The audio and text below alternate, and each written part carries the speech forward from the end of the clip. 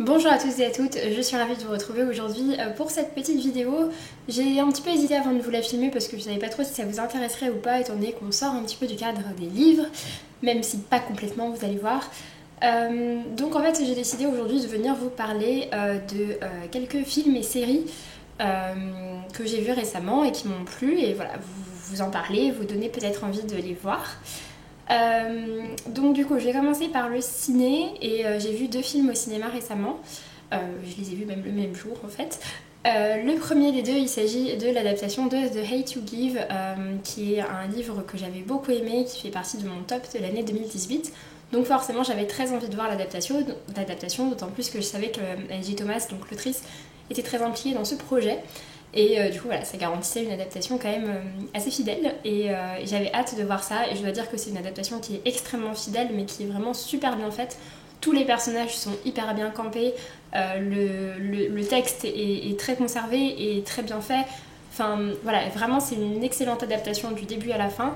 Le livre m'avait souvent révoltée et parfois fait pleurer. Et ça a été encore augmenté de ce côté-là pendant le film, c'est-à-dire que le film fait 2h30, que je pense que j'ai pleuré pendant les 3 quarts du film. J'ai pleuré parce que certains passages étaient tristes, j'ai pleuré parce que certains passages étaient très beaux. C'est un film qui parle beaucoup des liens et notamment des liens dans la famille. Et c'est un sujet qui m'a beaucoup marqué, enfin beaucoup plu, beaucoup touché dans ce film. Et puis également, j'ai pleuré parce que certains passages nous mettent en colère en fait face à l'injustice qu'il y a. Et voilà, donc c'était un mélange de tout ça. Donc pour ceux qui ne connaissent pas The Hate You Give, il est donc sorti chez Nathan l'année dernière et ça a donc été écrit par Angie Thomas qui est une autrice américaine et qui est une rappeuse je crois au départ si je dis pas de bêtises. Chut. Désolée, je coupe le son. Donc voilà, et pour ce qui est de l'histoire, en fait on suit l'histoire de Star qui est une lycéenne qui vit dans un ghetto, enfin pas dans un ghetto mais qui vit dans un quartier noir qui est en bordure d'une ville assez chic. Et en fait, elle est la fille d'un ancien, de l'ancien bras droit du grand groupe de dealers qu'il y a dans le coin, qui est un gang. Et en fait, elle vit elle vit dans ce quartier-là, mais en même temps, ses parents veulent le meilleur pour leurs enfants et du coup, ils ont inscrit leurs 3 enfants dans une école privée à côté. Donc voilà, en fait, elle explique qu'elle est un peu partagée entre ces deux identités. La star dans son lycée où elle doit faire la fille parfaite et puis la star dans le ghetto qui est différente. Et voilà, elle explique qu'elle est un petit peu balancée entre ces deux identités-là, qu'elle n'a pas forcément... qu'elle n'arrive pas forcément très bien à trouver sa place. Et en fait, ce qui va se passer, c'est qu'un soir, elle va se rendre dans une soirée et à la sortie de cette soirée, son meilleur ami d'enfance qui s'appelle Khalil va la raccompagner chez elle, sauf que Khalil, il va y avoir un contrôle de la police, un contrôle alors qu'ils n'ont absolument rien fait, qu'il n'y a aucune infraction. Et lors du contrôle, en fait, le policier va prendre peur et va tirer sur Khalil et va le tuer devant Star, sous les yeux de Star. Et ensuite, eh bien, il va y avoir toute la question de savoir est-ce qu'elle témoigne, puisqu'elle est le seul témoin. Donc de savoir est-ce qu'elle témoigne, qu'est-ce qu'elle dit, est-ce qu'elle est médiatisée, est-ce que les gens vont... qu'est-ce que les gens vont penser d'elle, est-ce qu'il va y avoir des répercussions de la part des gens du quartier, enfin voilà, toutes ces questions-là. C'est un film que j'ai vraiment beaucoup aimé, comme je vous disais. Pour moi, je trouve que c'est une excellente adaptation d'un très bon livre, donc forcément, ça ne peut qu'être une réussite. Pour ce qui est du deuxième film dont je voudrais vous parler, il s'agit de Dragon, le troisième film, que j'ai donc aussi vu au cinéma récemment. Forcément, ça faisait partie des sorties que je ne voulais pas rater ces temps-ci, étant donné que j'ai beaucoup aimé les deux films précédents. J'ai particulièrement aimé le premier, parce que voilà, il y a toute la découverte du dragon, le lien qui se tisse entre les deux, etc. Le deuxième m'a beaucoup plu et notamment la fin du deuxième est quand même assez triste et le deuxième de manière générale est plus sombre que le premier. Et d'ailleurs c'est quelque chose que j'aime dans la série Dragon, c'est une série qui n'a pas peur de montrer des choses, de montrer des choses assez sombres quand même. Bon, s'il y a des gens qui ne connaissent pas l'histoire de Dragon, donc c'est un film d'animation produit par DreamWorks. Et on suit l'histoire de Harold, qui est un fils de viking, mais qui n'a pas tout à fait le gabarit viking attendu. Et en plus de ça, il est fasciné par les dragons, alors qu'ils sont considérés comme étant des ennemis. Pardon. Il va tomber sur un furie nocturne, qui est un dragon qui est censé avoir disparu. Et il va se nouer d'amitié avec ce dragon, qu'il va appeler Croque-Mou. Tout se laisse en anglais. Et donc il va y avoir cette relation qui va s'installer entre les deux. Et en fait, voilà, c'est un film qui n'a pas peur de montrer des choses assez sombres. Enfin, Harold, il va être amputé. Enfin, voilà, il y a quand même des choses assez compliquées qui sont traitées. La fin du deuxième est quand même particulièrement triste. Et pour ce qui est du troisième, alors je trouve que visuellement c'est superbe. J'ai beaucoup aimé l'histoire, j'ai trouvé ça très très sympa tout du long. Mais j'ai trouvé ça juste très sympa. C'était une jolie aventure que j'ai pris plaisir à suivre, mais on va dire que ça s'arrêtait un petit peu à ce stade-là. Pour ceux qui l'ont vu, à la fin il y a une ellipse dans le futur, et cette ellipse dans le futur pour le coup m'a un peu mis les larmes aux yeux parce que quand même voilà, c'était trop mignon. Mais voilà, j'ai beaucoup aimé, et il faut savoir que c'est inspiré d'un livre qui s'appelle How to Train a Dragon, qui est écrit par Cressida Cowell, c'est le nom que j'ai, mais je suis pas 100% sûre que ce soit ça. C'est un livre que je n'ai jamais lu, je sais pas du tout ce que ça vaut. Je dois avouer que c'est un livre en fait qu'on voit très peu, alors qu'en général quand il y a un livre qui est tiré d'un, enfin un film qui est tiré d'un livre, le livre, enfin les ventes du livre sont boostées, et j'ai pas trop l'impression que ce soit le cas ici, donc c'est vrai que bon, ça m'intrigue quand même. Je pense que j'irai peut-être voir un peu plus en détail. Mais voilà, donc pour les deux films que j'ai vus au cinéma récemment, je voulais aussi aller voir Minuscule, le deuxième, qui est un film d'animation dans lequel il n'y a aucune parole, uniquement des bzz bzz bzz d'insectes, et j'avais beaucoup aimé le premier, c'était trop mignon. Malheureusement je l'ai raté, il ne passe plus. Voilà, je vais devoir attendre qu'il sorte en DVD. Ensuite, du côté des séries, cette fois-ci je vais vous parler de séries qui sont sur Netflix. Parce que voilà, la majorité des séries que je regarde sont sur Netflix maintenant, en sachant que j'ai un abonnement Netflix depuis je crois 2 ans, et que pour ma part je ne suis pas, enfin je passe très peu de temps sur Netflix et finalement je regarde assez peu de choses dessus, mais voilà, je fais partie des gens en fait qui squattent un compte et du coup ça explique. Mais donc récemment j'ai terminé 2 séries, enfin 2 saisons en tout cas. Il y en a une autre que j'ai en cours, et du coup je voudrais vous parler un petit peu de tout ça. Donc la première d'entre elles que j'ai terminée, il s'agit de la saison 3, qui est la dernière saison de la série des désastreuses aventures des orphelins Baudelaire, qui est donc adaptée du livre du même nom, écrit par Lémonis Niquette. C'est une série de livres que j'avais entièrement lu quand j'étais au collège, les 13 tomes,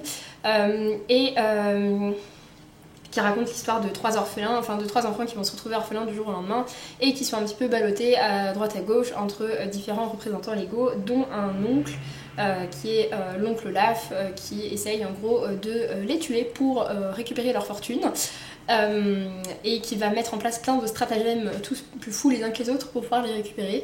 Donc on est sur une histoire qui est quand même très sombre. J'avais vu l'adaptation en film qui avait été faite, voilà, que je trouve pas forcément géniale, qui était une adaptation des 3 premiers films, mais qui mélangeait les événements de ces 3 films, qui suivaient pas l'ordre chronologique. Bon, c'était un petit peu particulier, j'étais pas hyper fan. Je dois dire que la série Netflix est vraiment très chouette, les personnages sont tous très bien campés. La saison 2, je l'ai trouvée un petit peu moins bonne que les 2 autres saisons. Je trouve que dans la saison 1, ils ont vraiment mis le paquet sur les décors, notamment l'adaptation du 2e livre, Le laboratoire au serpent. Enfin, les décors sont juste à tomber par terre. Pour ce qui est de la 3e saison, c'est une saison dans laquelle il y a beaucoup de libertés qui sont prises par rapport au livre, même si c'était déjà le cas à partir de la 2e saison surtout. Et je dois dire que ça emmène vraiment des choses qui sont intéressantes. Mais voilà, comme je vous disais, je trouve que les personnages sont très bien campés. C'est une série qui se regarde très bien, qui est très sympa, et voilà, du coup je vous la recommande. C'est vrai que les livres sont un petit peu redondants quand on les lit, surtout si on enchaîne les 13 tomes, mais la série passe très bien. Voilà.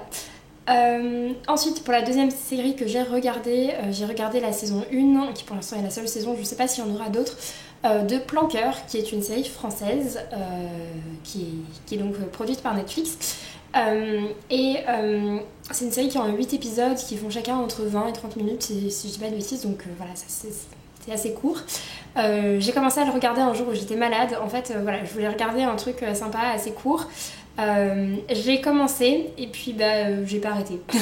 Je me suis enfilée toute la saison. En fait, c'est l'histoire de 3 copines parisiennes, l'une d'entre elles, je crois qu'elle s'appelle Alice, n'a pas eu de relation amoureuse depuis longtemps. Enfin, elle s'est séparée d'un mec et voilà, enfin, c'est un peu compliqué. Et ses copines décident en fait veulent lui donner un coup de pouce en fait, parce qu'elles se rendent compte que voilà. Non, elle s'appelle Elsa, je crois. Ils se rendent compte que Elsa a du mal à passer à autre chose, et notamment parce que elle ne s'aime pas beaucoup et qu'elle a une mauvaise image d'elle-même. Et en fait, pour essayer d'arranger ça, elles vont payer un escort boy pour Elsa, qui doit l'avoir, je crois, c'est 2 rendez-vous au départ, et qui doit se laisser séduire par elle, pour en fait qu'après, elle ait une meilleure confiance en elle et qu'elle puisse reséduire d'autres hommes et avoir des histoires d'amour. Donc bon, ça c'est vraiment le pitch, hein, je vous spoile rien. Bon, on se doute bien que ça va un petit peu déraper et que tout ne va pas se passer comme prévu. Et voilà, je dois dire que j'ai vraiment bien aimé. Enfin, j'ai été super prise dedans en fait.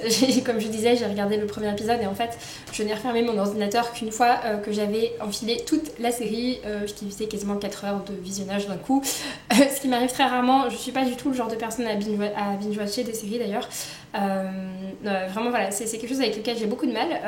Je n'enfile jamais des épisodes de série et pour le coup voilà, là j'ai pas réussi à décrocher. Donc voilà, c'est vraiment une très chouette série. Donc ça se passe à Paris. Les personnages sont vraiment très chouettes et j'aime surtout beaucoup le personnage principal d'Elsa.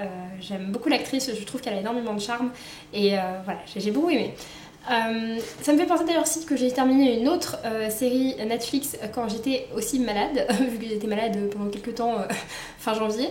À cette période-là, j'ai terminé aussi la saison 2 de la série Chewing Gum, qui est à nouveau une série d'épisodes assez courts, d'une vingtaine de minutes, dans laquelle on suit les histoires d'une jeune fille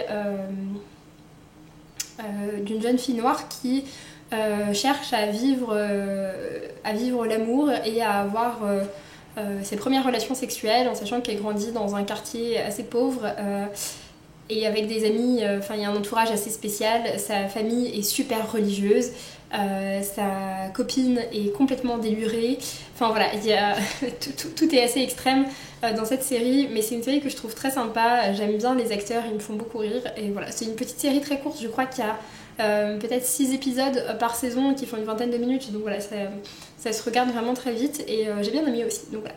Et puis donc la série que je suis en train de regarder en ce moment, enfin on la regarde avec mon copain du coup, vu qu'on se voit pas non plus tous les jours, on n'avance pas très vite dedans.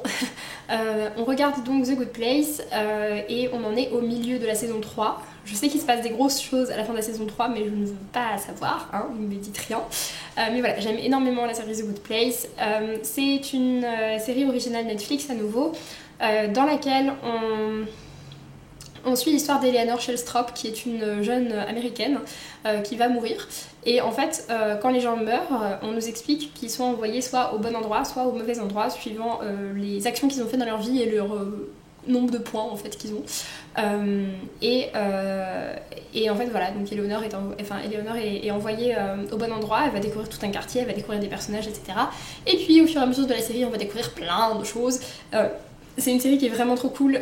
Pareil, c'est des épisodes qui sont assez courts, qui font en général autour d'une vingtaine de minutes. Ça se regarde super bien, j'aime beaucoup les décors, j'aime beaucoup les personnages, tous les personnages récurrents de la série, je les trouve géniaux. Enfin voilà, c'est une série avec laquelle je prends aussi beaucoup de plaisir. Je prends beaucoup de plaisir à la regarder, c'est une série qui est vraiment très chouette, très sympa, qui apporte quand même de gros retournements de situation et les personnages sont super chouettes. Donc voilà, j'espère que je vous aurai donné envie de découvrir tout ça. N'hésitez pas à me dire ce que vous regardez sur Netflix. Je sais qu'il y a énormément de séries sur Netflix et qu'il y en a beaucoup qui font beaucoup parler d'elles en ce moment. Après c'est vrai que toutes me tentent pas forcément, mais je suis curieuse de voir. Voilà. Surtout si vous avez des séries qui sont pas forcément super connues. Ça m'intrigue de savoir celles que vous me recommanderiez. Donc voilà, sur ce, je vais donc finir avec cette vidéo, j'espère que ça vous aura plu. Puis pour ma part, je vous fais de gros bisous et je vous dis à très bientôt pour une prochaine vidéo. Salut!